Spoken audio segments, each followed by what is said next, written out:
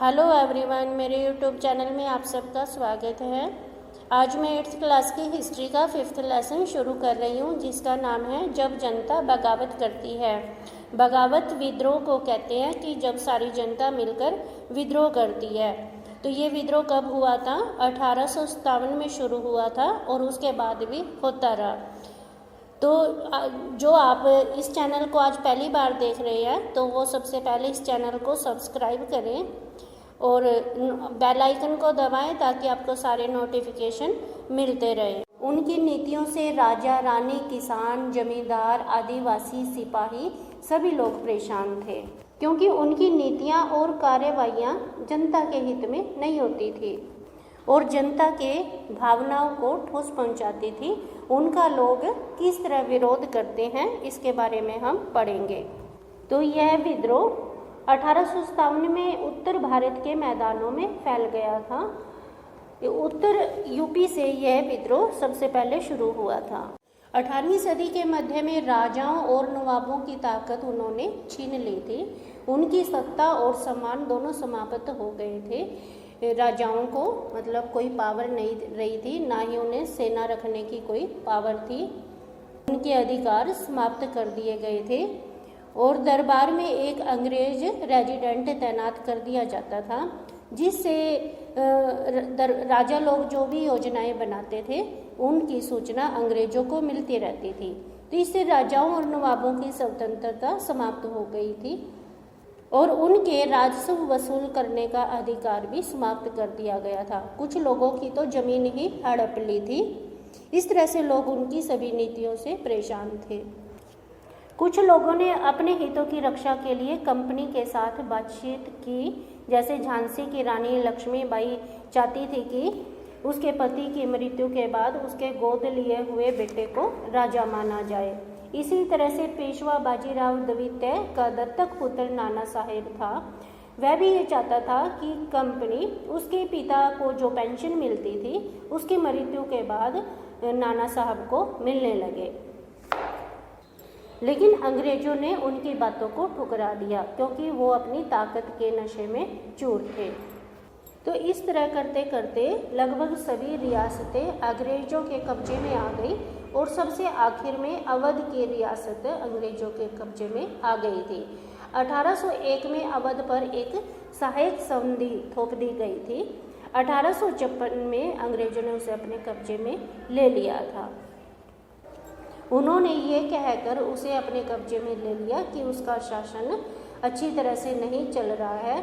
उसके शासन को अच्छी तरह से चलाने के लिए अंग्रेजी प्रभुत्व होना जरूरी है। मुगल ये चाहते थे कि मुगलों का शासन ही खत्म हो जाए। इसकी उन्होंने योजना बना ली थी। उनके शासन को खत्म करने के लिए कंपनी ने सिक्कों पर से मुगल बादशाह का नाम भी हटा दिया था। 1849 में गवर्नर जनरल डलहौजी ने ऐलान कर दिया कि बहादुर शाह जफर की मृत्यु के बाद बादशाह का जो परिवार लाल किले में रहता था उसे लाल किले से बाहर जाना होगा, दिल्ली में किसी और जगह पर रहना होगा, उसे और कहीं बसाया जाएगा।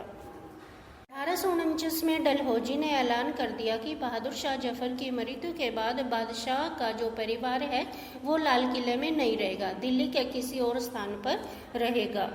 1856 में गवर्नर जनरल कैनिंग ने फैसला ले लिया कि बादशाह जफर आखिरी मुगल बादशाह होगा। इसके बाद कोई और मुगल बादशाह नहीं बनेगा, उन्हें केवल राजकुमारों के रूप में मान्यता दी जाएगी। इसी तरह गांव में जो किसान और जमींदार लोग रहते थे वो भी अब भारी भरकम लगान देते थे अंग्रेजों को और वो इतना लगान चुका नहीं पाते थे, वो भी इससे परेशान थे। कर वसूली के सख्त तौर तरीकों से बहुत ज़्यादा परेशान थे, बहुत ज़्यादा कर उन्हें देना पड़ता था और ये कर्ज इतना ज़्यादा होता था कि वो जो महाजनों से कर्ज लेते थे राजस्व देने के लिए वो उसे वापस नहीं लौटा पाते थे।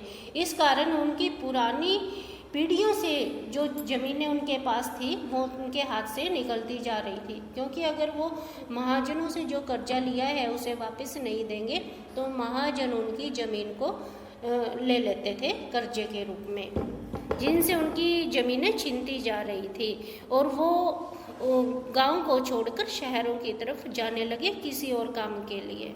इसी तरह कंपनी के अंदर जो भारतीय सिपाही काम करते थे वो भी उनकी नीतियों से परेशान थे, क्योंकि उनकी धार्मिक भावनाओं और आस्थाओं को ठेस पहुंचाई जाती थी। उनसे ऐसा काम करवाया जाता था जिनसे उनका धर्म टूट जाए। इसके अलावा वो अपने वेतन भत्तों और सेवा शर्तों के लिए भी परेशान थे।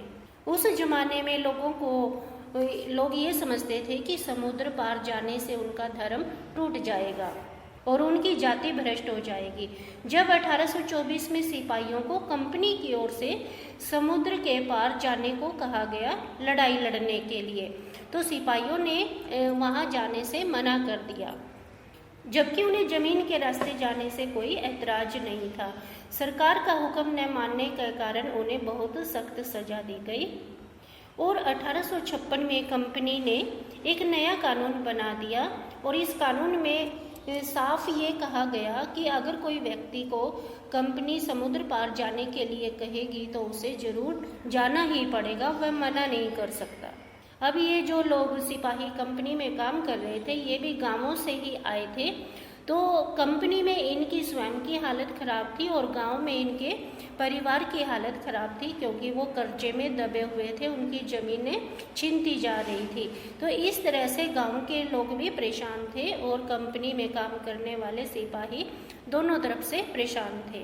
तो इसका परिणाम हुआ कि किसानों का गुस्सा जल्दी ही सिपाहियों में भी फैल गया, कि सिपाहियों का गुस्सा बहुत ज़्यादा हो गया। वो गांव से भी दुखी थे और कंपनी से भी दुखी थे।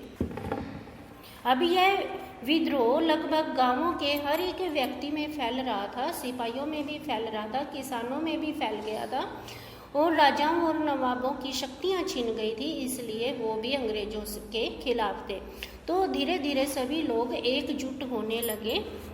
इससे अंग्रेजों को लगा कि ये उनके लिए खतरनाक सिद्ध हो सकता है, इसलिए कुछ सुधार करने की आवश्यकता है, नीतियों में सुधार करना पड़ेगा। तो उन्होंने भारतीय समाज को सुधारने के विचार किए। सबसे पहले सती प्रथा को रोकने और विधवा विवाह को बढ़ावा देने के उन्होंने कानून बनाए। अंग्रेजी भाषा का जमकर प्रोत्साहन किया गया, इसको लागू किया गया। इसके अलावा 1830 में कंपनी ने ईसाई मिशनरियों को खुलकर काम करने की आज्ञा दे दी और यहाँ तक कि उनकी जमीन और संपत्ति जुटाने की भी छूट दे दी। 1850 में एक नया कानून बनाया गया जिससे ईसाई धर्म को अपनाना और आसान हो गया।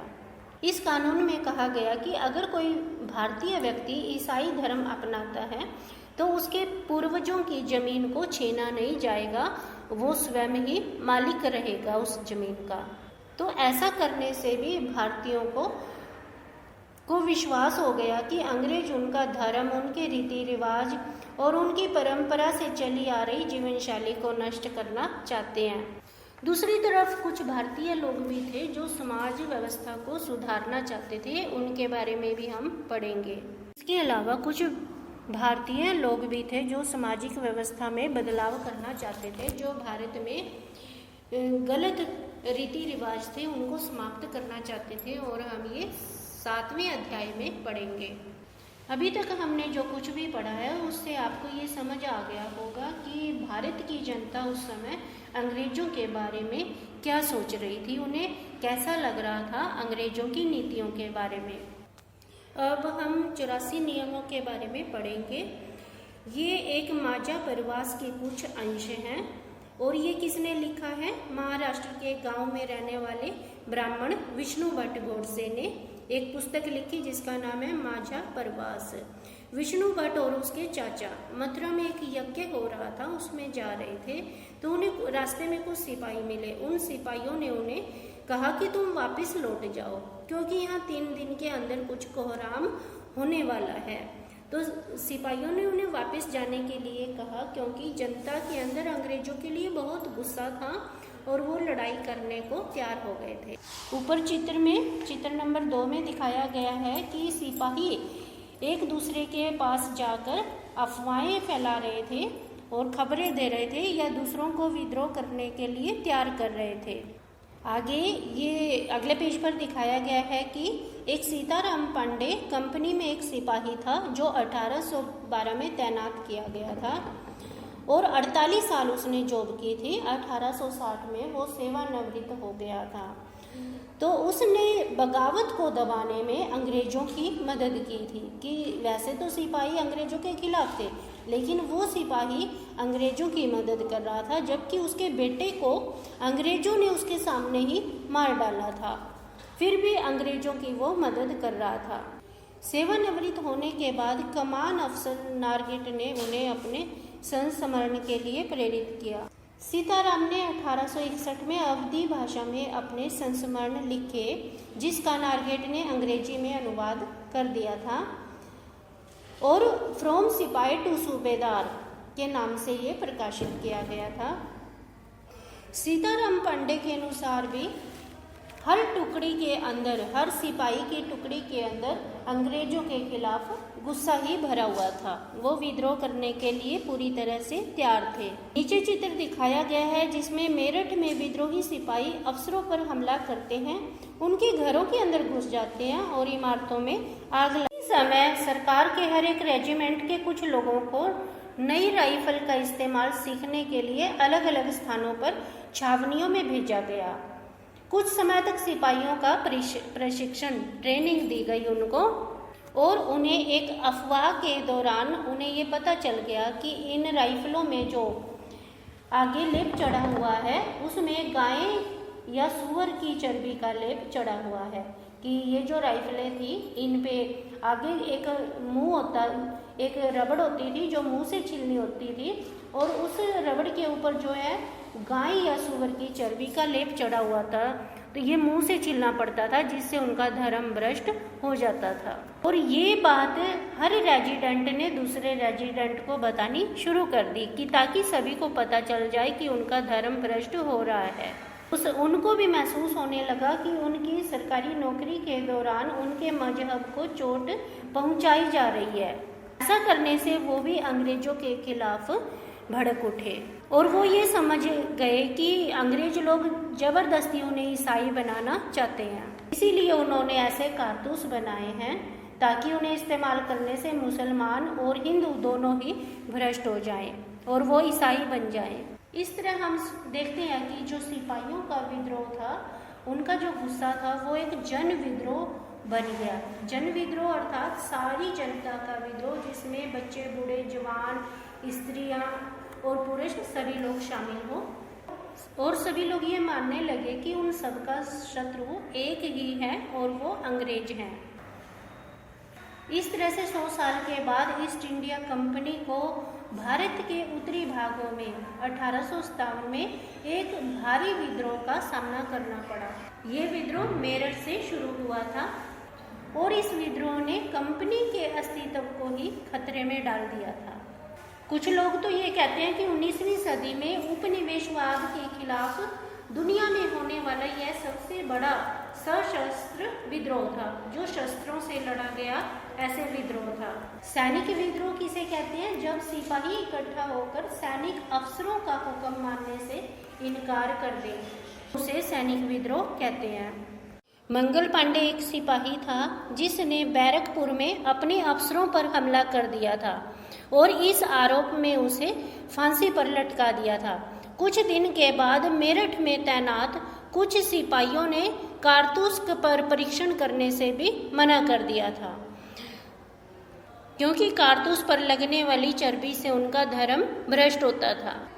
और अंग्रेजों ने ऐसा करने के कारण 85 सिपाहियों को नौकरी से बाहर निकाल दिया था और इसके साथ ही उन्हें 10-10 साल की सजा भी सुनाई गई थी। ऐसा 9 मई 1857 को हुआ था। अब कंपनी में जो बाकी सिपाही तैनात थे, उन्होंने इन सिपाहियों को छुड़ाने के लिए, जो जिनको 10-10 साल की सजा हुई थी, मेरठ की जेल पर धावा बोल दिया और इन बंद सिपाहियों को आज़ाद करा लिया। बल्कि उन्होंने अंग्रेज अफसरों पर भी हमला करके उन्हें मार डाला और हथियार को अपने कब्जे में ले लिया और उनकी इमारतों और संपत्तियों को आग के हवाले कर दिया, आग लगा दी।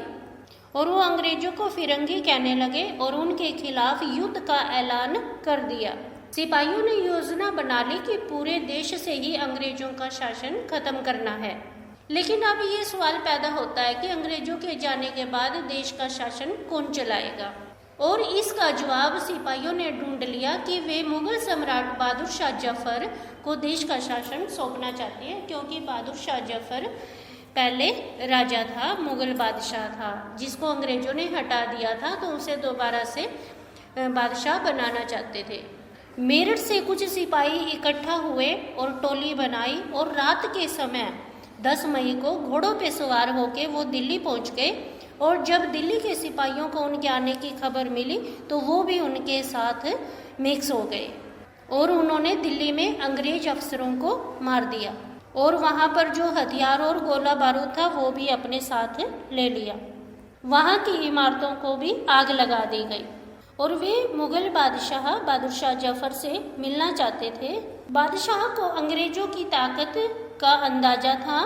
वे जानते थे कि वो इतनी बड़ी ताकत का मुकाबला नहीं कर पाएंगे। उन्होंने बादशाह बनने से इनकार कर दिया, लेकिन सिपाही अपनी बात पर अड़े रहे और आखिरकार मुगल बादशाह उनकी बात से सहमत हो गए और सिपाहियों ने उन्हें अपना नेता घोषित कर दिया। अब सिपाहियों ने देश भर के मुखियाओं और शासकों को चिट्ठी लिखकर अंग्रेजों से लड़ने के लिए तैयार कर लिया। बहादुर शाह जफर को बादशाह बनाने की बात सुनकर सभी लोग सहमत हो गए, क्योंकि वो मुगल साम्राज्य का ही एक हिस्सा थे। केवल जो छोटे छोटे शासक और रजवाड़े लोग होते थे मुगल बादशाह के नाम पर ही अपने इलाकों का शासन चलाते थे। ब्रिटिश शासन के विस्तार से भयभीत ऐसे बहुत सारे शासकों को लगता था कि अगर मुगल बादशाह दोबारा शासन करेगा तो वो निश्चिंत होकर अपना शासन चला पाएंगे। अंग्रेजों को नहीं पता था कि कारतूस के मुद्दे से इतनी बड़ी उथल पुथल हो जाएगी, इतना बड़ा विद्रोह पैदा हो जाएगा, ये अंदाजा उन्होंने कभी नहीं लगाया था। लेकिन बादशाह जफर की बगावत को समर्थन देने के बाद जो देश की स्थिति थी वो रातों रात बदल गई थी, क्योंकि लोगों को अब कोई उम्मीद का रास्ता दिखाई देने लगा था। तो इस तरह से दिल्ली में जो अंग्रेज थे उनके वहां से पैर पूरी तरह उखाड़ दिए गए थे और इसके बाद वे दिल्ली, कानपुर, लखनऊ की तरफ भी बगावत करने चल पड़े थे और उनको देखकर कस्बों और गांवों के लोग भी उनके साथ मिल गए थे। वो भी अंग्रेजों के खिलाफ उन्होंने बगावत कर दी थी। सभी लोग अंग्रेजों के खिलाफ लड़ने को तैयार हो गए थे। स्वर्गीय पेशवा बाजीराव द्वितीय का दत्तक पुत्र जो नाना साहब था उसने भी सेना इकट्ठी की और कानपुर में ब्रिटिश सैनिकों को बाहर निकाल दिया और उसने अपने आप को बहादुर शाह जफर के तहत गवर्नर घोषित कर दिया। इसके बाद लखनऊ की गद्दी से जो नवाब वाजिद अली शाह के बेटे बिरचिस कद्र को हटा दिया गया था उन्होंने भी अपने आप को नवाब घोषित कर दिया। उन्होंने भी बहादुर शाह जफर को अपना बादशाह मान लिया था। उनकी मां बेगम हजरत महल ने तो अंग्रेजों के खिलाफ विद्रोह में बढ़ चढ़कर हिस्सा लिया था। उधर झांसी में रानी लक्ष्मीबाई भी अंग्रेजों के खिलाफ इस विद्रोह में उतर गई। मध्य प्रदेश में राजगढ़ की रानी अवंतीबाई लोधी ने भी 4000 सैनिकों को लेकर इस बगावत में कुछ कर दिया। इस तरह हम देखते हैं कि जो भी अंग्रेजों से परेशान था, दुखी था उनकी नीतियों से, वो सभी इस विद्रोह में शामिल हो गए। कोई 3000 सैनिकों को लेकर, कोई 4000 सैनिकों को लेकर। तो इतनी बड़ी संख्या को देखकर अंग्रेजों की जो सैनिकों की संख्या थी, अंग्रेजों की संख्या कम पड़ने लगी थी और उनकी संख्या कम होने के कारण कई स्थानों पर उनकी हार हुई और उन्हें वहां से खदेड़ दिया गया और विद्रोह करने वाले लोगों का मनोबल बढ़ गया। उनका आत्मविश्वास तेज हो गया कि वो अंग्रेजों को बाहर निकाल सकते हैं। इस विद्रोह को देखकर अंग्रेज कुछ भयभीत जरूर हो गए थे और कुछ महत्वपूर्ण नेता भी सामने आए थे इस विद्रोह के दौरान। जैसे फैजाबाद के मौलवी अहमद अब्दुल्ला शाह ने भविष्यवाणी कर दी कि अंग्रेजों का शासन अब खत्म हो सकता है और वह भी एक विशाल सेना लेकर विद्रोहियों से मिल गए थे। इसके अलावा बिहार के एक पुराने जमींदार कुंवर सिंह ने भी विद्रोही सिपाहियों का साथ दिया। तो इस तरह हमने जिन जगहों का स्थानों के नाम लिए हैं जहाँ जहाँ से विद्रोह हुए हैं, उन स्थानों को हमें नक्शे में भी दिखाना है, क्योंकि नक्शा भी पेपर में आता है। तो नक्शे में ये सभी स्थान देखने हैं, याद करने हैं कि झांसी कहाँ है, दिल्ली, लखनऊ, कानपुर, बिहार, क्योंकि इन सभी स्थानों पर विद्रोह हुआ था। तो विद्रोह के मुख्य केंद्र इस लेसन में नक्शा दिया है, उसे अच्छी तरह से समझना और याद करना है और प्रैक्टिस भी करनी है। इतना बड़ा विद्रोह होने के बाद भी अंग्रेजों ने हिम्मत नहीं छोड़ी। कंपनी ने पूरी ताकत लगाकर इस विद्रोह को कुचलने का फैसला ले लिया था। उन्होंने इस विद्रोह को कुचलने के लिए इंग्लैंड से और ज्यादा फौजी मंगवाए और विद्रोहों को जल्दी सजा देने के लिए उन्होंने नए कानून बनाए और विद्रोह के मुख्य केंद्रों पर धावा बोल दिया। 1857 में सितंबर में दिल्ली दोबारा अंग्रेजों के कब्जे में आ गई थी और दिल्ली कब्जे में आने के बाद उन्होंने बहादुर शाह जफर पर मुकदमा चलाया और उन्हें आजीवन कारावास की सजा दी, सारी उम्र की सजा दे दी, उन्हें जेल में डाल दिया। उनके बेटों को उनकी आंखों के सामने ही गोली मार दी थी। बहादुर शाह और उनकी पत्नी बेगम जीनत महल को अक्टूबर 1858 में रंगून जेल में भेज दिया गया था। ये 1 नंबर के क्वेश्चन में आता है। इसी जेल में नवंबर 1862 में बहादुर शाह जफर की मृत्यु हो गई थी। दिल्ली पर अंग्रेजों का कब्जा हो जाने का मतलब ये नहीं था कि विद्रोह खत्म हो चुका है। इसके बाद भी लोग अंग्रेजों से टक्कर लेने को तैयार थे और वो विद्रोह करते रहे समय समय पर। और इस विद्रोह को दबाने के लिए अंग्रेजों को 2 साल तक प्रयास करना पड़ा।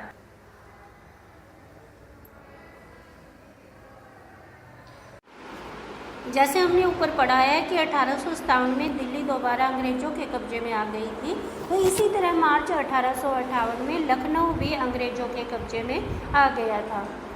जून 1858 में रानी लक्ष्मीबाई की मृत्यु हो गई थी और ऐसा ही रानी अवंतीबाई लोधी के साथ भी हुआ था। तो उनकी मृत्यु के बाद उनकी जगह पर भी अंग्रेजों का कब्जा हो गया था। तांता टोपे मध्य भारत के जंगलों में छुपकर अंग्रेजों से छापामार युद्ध करते रहे। जब अंग्रेज जीतने लगे और विद्रोहियों की ताकत को हार मिलने लगी तो लोगों का साहस टूटने लगा।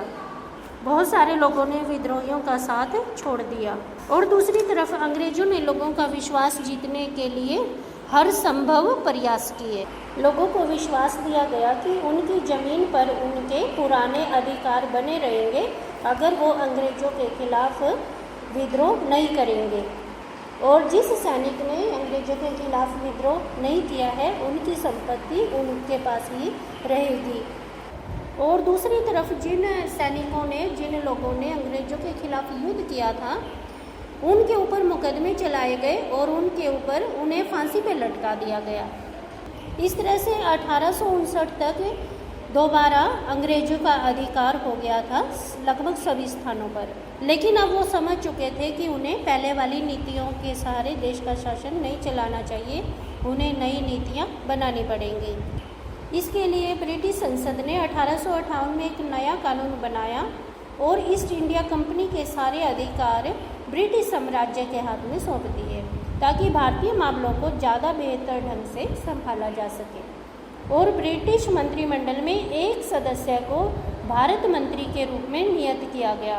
उसे भारत के शासन से संबंधित मामलों को संभालने का जिम्मा सौंपा गया। उसे सलाह देने के लिए एक परिषद का गठन भी किया गया जिसे इंडिया काउंसिल कहा जाता था और भारत के गवर्नर जनरल को वायसराय का नाम दिया गया। इस तरह से उसे इंग्लैंड के राजा रानी का निजी प्रतिनिधि घोषित कर दिया गया था। तो इस तरह हम देखते हैं कि अंग्रेज सरकार ने भारत के शासन की जिम्मेदारी सीधे रूप से ब्रिटिश साम्राज्य के हाथ में दे दी थी। दूसरा, अंग्रेजों ने बदलाव किया कि सभी देश के सभी लोगों को विश्वास दिया गया कि उनकी कोई भी ज़मीन अब छीनी नहीं जाएगी, अब उनकी ज़मीन उनके पास ही रहेगी और यहाँ तक कि वो अपने दत्तक पुत्र को भी अपनी ज़मीन दे सकते हैं। लेकिन इसके लिए उन्हें ब्रिटेन की रानी को अपना आधिपत्य स्वीकार करना पड़ेगा। इस तरह से भारतीय शासकों को ब्रिटिश साम्राज्य के अधीन शासन चलाने की छूट मिल गई। इसके अलावा सेना में भारतीय सिपाहियों की संख्या कम करने और यूरोपीय सिपाहियों की संख्या बढ़ाने का फैसला भी ले लिया गया। अब सेना में अवध, बिहार, मध्य भारत और दक्षिण भारत के सिपाहियों की बजाय अब गोरखा, सिखों और पठानों में से भी ज़्यादा सिपाही भर्ती किए जाने लगे। मुसलमानों की ज़मीन और संपत्ति ज़्यादा मात्रा में जब्त की गई। उन्हें संदेह व शत्रु के भाव से देखा जाने लगा। अंग्रेजों को लगता था कि यह विद्रोह उन्होंने ही खड़ा किया था, कि मुसलमानों ने ही यह विद्रोह शुरू किया। अब अंग्रेजों ने फैसला ले लिया कि वो लोगों के धर्म और रीति रिवाजों का सम्मान करेंगे और भूस्वामी और जमींदारों की रक्षा करने के लिए उस जमीन पर उनके अधिकारों को स्थायित्व देने के लिए नीतियां बनाई। तो इस तरह हम देखते हैं कि 1857 के विद्रोह के बाद अंग्रेजी जो कंपनी थी उसने बहुत बदलाव किए। अब उसने लोगों के बारे में सोचना शुरू कर दिया था। जैसा विद्रोह इंडिया में हुआ था ऐसा ही विद्रोह एक चीन में भी हुआ था। इस विद्रोह का नाम था ताइपिंग विद्रोह। यह विद्रोह 1850 में शुरू हुआ और 1860 में जाकर ख़त्म हो गया था। यह विद्रोह हांग जिकुआंग के नेतृत्व में हजारों मेहनत करने वाले गरीब लोगों ने शुरू किया था। और ये किस लिए शुरू किया था? ताइपिंग विद्रोह किस लिए शुरू किया था? परम शांति के स्वर्गिक साम्राज्य की स्थापना करने के लिए शुरू किया था। होंग जिकुआंग ने अपना धर्म परिवर्तन करके ईसाई धर्म अपना लिया था और वो जो चीन में बहुत समय से बौद्ध धर्म चल रहा था उस बौद्ध धर्म के खिलाफ थे और कन्फ्यूशियसवाद के खिलाफ थे। वो चाहते थे कि किसी के पास निजी संपत्ति नहीं हो और सामाजिक वर्गों और स्त्री पुरुष के बीच कोई भेदभाव ना हो और अफीम, तंबाकू, शराब के सेवन, जुए, वेश्यावृत्ति, गुलामी पर पाबंदी होनी चाहिए। कि एक ऐसा समाज चाहते थे जहाँ पर ये सभी चीज़ें ना हो। तो इस विद्रोह को दबाने में जो अंग्रेज और फ्रांसीसी सेनाएं थी उन्होंने चीन के जो बादशाह थे उसकी काफ़ी मदद की थी। यहीं पर हमारा ये लेसन पूरा हो जाता है। आप इस लेसन को बार बार सुनिए और प्रैक्टिस कीजिए और इस लेसन को सुनने के साथ ही इस चैनल को भी सब्सक्राइब कीजिए जिसने चैनल सब्सक्राइब नहीं किया है और बेल आइकन को दबाइए ताकि आपको नए लेसन के नोटिफिकेशन मिलते रहे। Thank you.